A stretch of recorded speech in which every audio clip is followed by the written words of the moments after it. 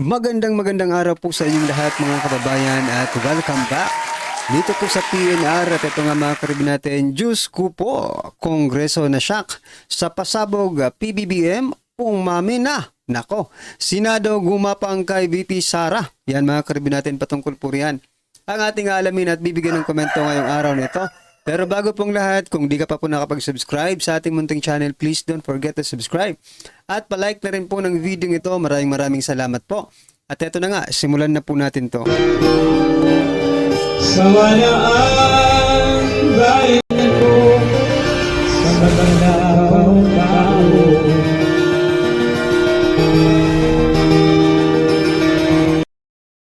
So yan mga kababayan, bago po natin i-play ang video ito, nako, eto may panunoodin muna tayo. No, bigyan po natin ng reaksyon na although this is only a clips, no? Na kung saan sinasabi ng mga senators na ini-endorse ni President Bongbong Marcos Jr. na hindi daw sila naninira ng ibang mga kandidato para manalo lang. Eto mga kababayan, mukhang this is a very big question. Big. No? Irony, kung baga. Kasi mismo nagsimula sa bibig ng Pangulo kung paano nila tirahin, no? Yung mga nakaraang administrasyon, para sila ay maging magmukhang malinis sa mata ng tao. O eto mga kababayan, pakinggan po natin to at bigyan natin ng reaksyon. Clearly stating facts, and that is as far as his perspective is concerned. So it will be more on performance based. That's yun po ang napag-usapan po namin. Hindi po namin atakehin yung kabila. Yun. Nako. Erwin Tulfo, sinabi, performance based ang kanilang ginagawa. Ang kanilang plataforma. Para min yung basehan nila kung bakit sila kumakandidato. At hindi nila sisiraan, no?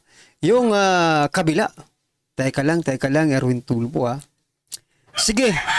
Performance base. Ano naman ang sinabi niyong performance? Tiga, may performance ba kayo? Meron nga, no? Paubos na kasi yung kaban ng bayan. It is very good, no? Performance para sa mga magnanakaw. Ikaw ba naman? Diba? Trilyones ang inutang ninyo. Nagbenta pa kayo ng mga property ng ating bansa.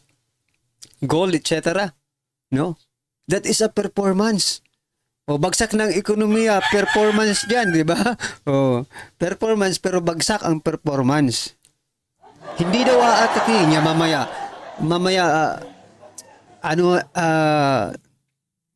Titirahin natin 'to mamaya pag sinabi niya kasing hindi nila titirahin ng kabila. Nako, mamaya. Sabi nga natin, we don't like that negative publicity. Yung mga Hindi daw nila gusto ang ganung publicity. Alam nyo? Sige nga, mamaya na sabayan na lang natin si Pacquiao. kandidato na mahilig mang-away o tumatakbo, mahilig mang-atake. Siguro, Ay, nako, Pacquiao. Naririnig mo bang sarili mo, Pacquiao? Nako, hindi ko lang na-save talaga yung video ni Pacquiao na kung saan tinitira niya si President Bongbong Marcos Jr. noon, di ba? Pacquiao, ano ba? Nagka-amnesia ka ba? Huwag ka nang tumakbong senador kung nagka-amnesia ka, ha? Hindi, totoo lang. Kasi mukhang nakakalimutan ni Pacquiao yung mga sinasabi niya noon, no? Ngayon, iba naman ang sinasabi. hindi siya tumatakbo para sa bayan, kundi tumatakbo siya para sa kanyang pamilya. Yun nga, Pacquiao, tama ka. Tumatakbo kayong lahat hindi para sa bayan. Totoo yan. Yan lang. Sa lahat ng sinabi nyo, kay Pacquiao lang ako naniwala, yung sa last part, no? Na sinabi niyang hindi tumatakbo para sa bayan, kundi para sa pamilya na. At yun kayo lahat. Di ba? Yun lang ang sa lahat ng sinabi siguro ninyo, yun lang ang kapani-paniwala. Kay Pacquiao lang ako maniniwala, no? Doon lang sa word na yon, sa sentence na yon, sa phrase na yon, no? Na hindi tumatakbo para sa bayan, kundi tumatakbo para sa pamilya nila. Pwede tinamaan kayong lahat dyan. Nako, hindi na talaga natin kailangan mag-research. Ha? Huling-huli sa mga bibig ang mga hinayutak na to. Eto, Erwin Tulfo, makinig ka dito. Ito, sinabi ni President Bongbong Marcos Jr. Yung sinasabi mong hindi maninira sa iba, nangunguna nga ang Pangulo sa paninira. Tingnan nyo ha. Teka lang, ito. Yung walang sound. ng ating mga kandidato. Ito. Wala sa kanila ang may bahid ng dugo dahil sa tukhang. Wala sa kanilang kasabwat sa pagbulsa ng sako-sakong pera, pinagsamantalaan ang krisis ng pandemya, pinabayaan ang ating mga kababayan na magkasakit at mamatay. Wala sa kanila ang mga pumapalakpak sa China at natutuwa pa. Mga kababayan, sino po ba ang unang naninira? Sino ba ang unang tumitira sa kabila? Di ba? This is indirect kasi sinasabi niya lang naman sa kanila. But kung titingnan mo, hindi naman tanga ang mga ordinaryong Pilipino para hindi maintindihan kung anong ibig niyang sabihin, di ba? Pag tayo ay binobomba ng tubig, tinatamaan ang ating mga Coast Guard, hinaharang ang ating mga mangingisda, ninanakaw ang kanilang huli. At bukod pa ron ay inaagaw pa ang mga isla natin para maging bahagi ng kanilang bansa. Wala po sa kanila ang tilang sakristan ng isang bulaang propeta na nasasakdal dahil sa pagyurak sa ating kabataan at sa ating kababaihan. Wala sa kanila ang tagataguyod ng pugad ng krimen, ng sentro ng paglalapastangan ng mga kababaihan na mga pugo. So yan mga kababayan, nasaan yung sinasabing ni Erwin Tulfo na hindi sila maninira sa iba? No? Nasaan yung sinasabi nila? Ito nga, mismong Pangulo na mismo, no? Ang pasimuno. Alam nyo kasi yung ginagawa nilang kampanya, yung parang yung mga traditional na campaign pa, no? Yung wala pang social media, wala pang TV. You really have to talk to the people, no? Na siraan ng siraan. Nung panahon, di ba? Naalala ko pa nga, may pa niyan eh. Well, anyway, traditional po yung traditional na paninira, pagtira, no? Traditional campaign, kumbaga, pangangampanya yung ginagawa nila. Kasi yung traditional talaga, siraan yan siraan, di ba? You don't have to talk about yourself. You have to talk about their dirty works, kung ano-ano pa man, di ba? Kung anong may tatapon mong basura sa kanila, itapon mo na. Ha? Para hangaan ka ng taong bayan. But ngayon, no, sa panahon natin ngayon, hindi na po uubra ang sisiraan nyo.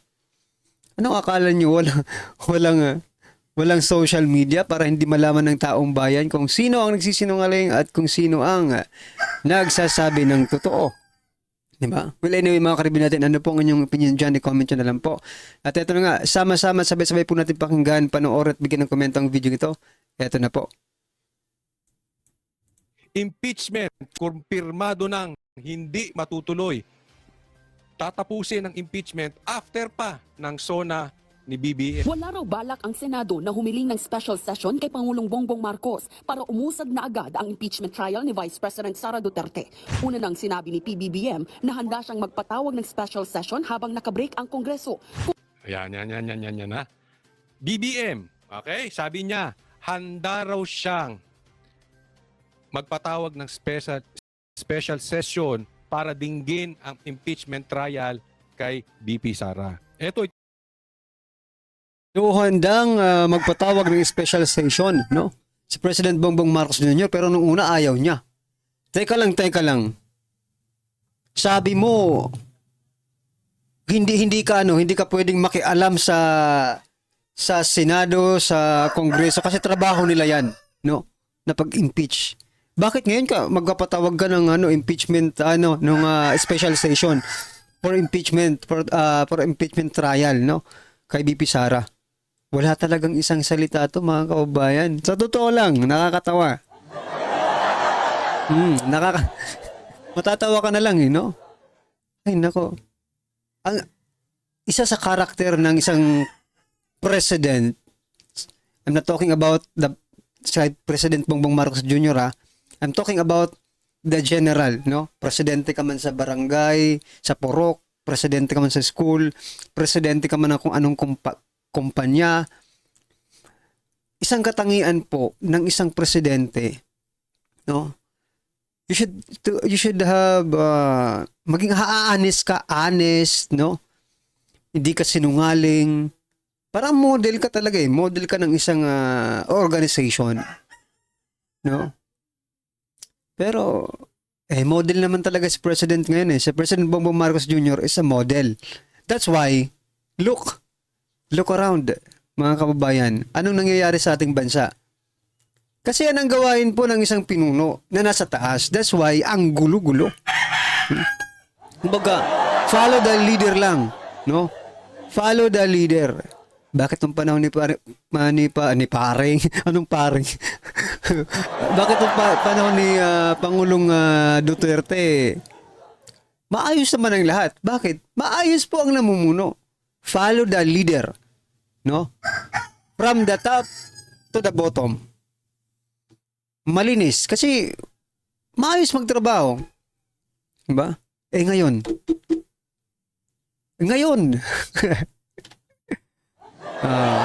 Model naman talaga siya eh. A president is always a model. I'm sorry Kaya sa sinabi ko, model talaga si President BBM, no? Oh, he is a model.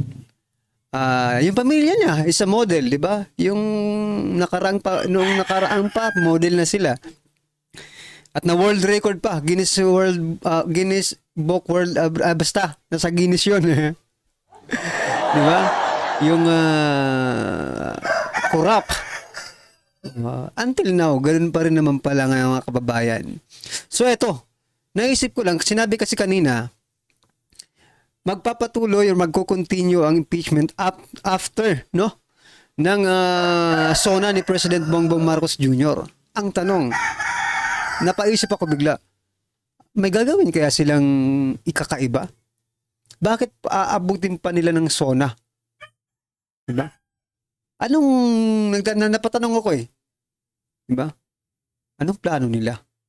May sasabihin ba sila sa SONA na ikasasama at paniniwalaan ba sila sa SONA nila? Yeah. Parang yun ang ano ko eh. Ang naiisip ko, may something na mangyayari before SONA. At yan ang hindi natin masasabi kung anong gusto nila. Diba? Pero, well anyway, naisip ko lang kung anong gagawin nila before SONA or after SONA or during SONA. At naisip ko rin kung maniniwala pa ba ang taong bayan sa mga sasabihin nila sa SONA. Grabe no, ang dami kong tanong mga kababayan. Ituturo ko sa inyo paano natin malalaman ang tunay na saloobin ni BBM o kung ano ang talagang plano niya sa bansa, anong plano niya sa isang usapin. Alam niyo kung paano? Yung kabaligtaran. Pansinin niyo ha. Sabihin ko sa inyo, una, Tama, no? Kabaliktaran na naman yan. Buti nilang nasabi ni Coach Oli. Ngayon nabuhayan na naman tayo, no? Pag sinabi niyang before SONA, ni Jesus Cordero, nako, or after SONA, before SONA pa yan, mangyayari na yan. Mautak. Ha? Kabaliktaran nga pala nangyayari. So ngayon, alam na ng taong bayan. Parang umamin na rin kayo na before SONA, may impeach si Vice President Sara Duterte. Yan na. sinabi niya ayaw niya impeachment. Pero natuloy ang impeachment. Sabi niya, Tama. walang barel na pumasok sa KOJC. KOJC. Ang daming baril pumasok. Tama. Ang sinasabi nitong mama na ito, laging kabaligtaran. Tingnan nyo, 5,500 flood control projects tapos na. Ang tanong, nasaan? Di ba? Kabaliktaran lahat ng sinasabi, no? Takot. Takot sa hair follicle test. Walang sasabihin tong diretso. Correct. Hindi niya kaya kasing pareha silang magpinsan. Takot, duwag Correct. sa confrontation. Kaya ang gusto nito, laging kunwari magpapanggap na ayaw. Anong sabi niya?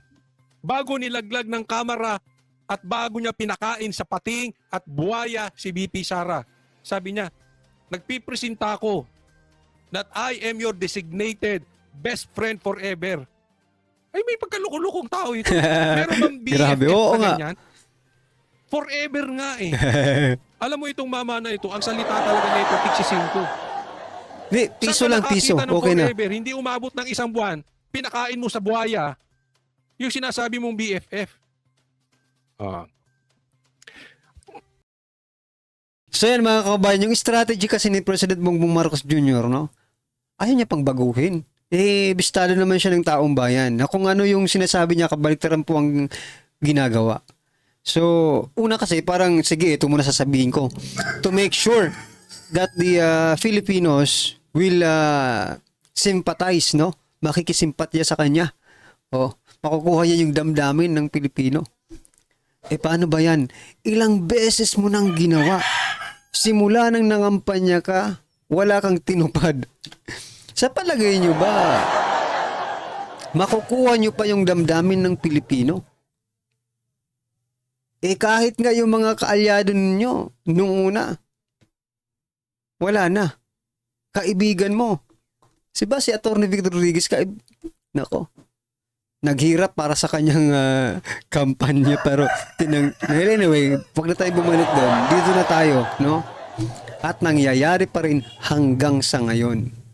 Diba? Tigilan nyo na yung strategy ninyo. Hindi na kayo nagmumukha kayong clown. Totoo. At nagmumukha pong isipin nyo naman, no? Isipin nyo naman kung ano sasabihin ng international community.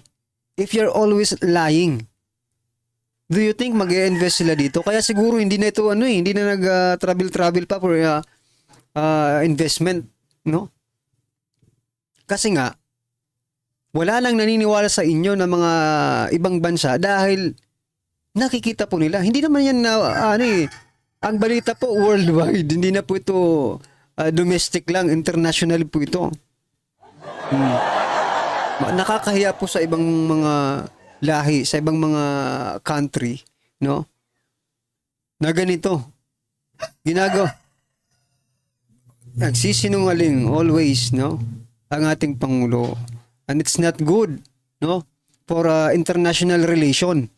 Kahit nga domestic relation, hindi maganda. Kahit nga personal relation, no? Kahit personal relation to your wife, to your kids, to your children, grandchildren, kapag sinungaling ka, ay nako. Nako. Buti na lang mayaman kayo. Kung mahirap kayo, siguro. Diba? Hindi, sa totoo lang. Buti na lang naging mayaman kayo. Kahit sinungaling ka, mahal ka pa rin nila. Diba? Kung naging ordinaryong Pilipino ka lang, nagsinungaling ka sa pamilya mo, tatapon ka sa ano. Diba? Well, anyway, mga karibin natin, ano po ang inyong reaksyon, opinion patungkol po sa video ito, i-comment lang po sa baba. Para at least alam po ng ating mga kababayan ang inyong opinion. Maraming salamat po. Don't forget to like the video. Maraming salamat po. Sawa na ang bayan ko sa magnanakaw ng tao.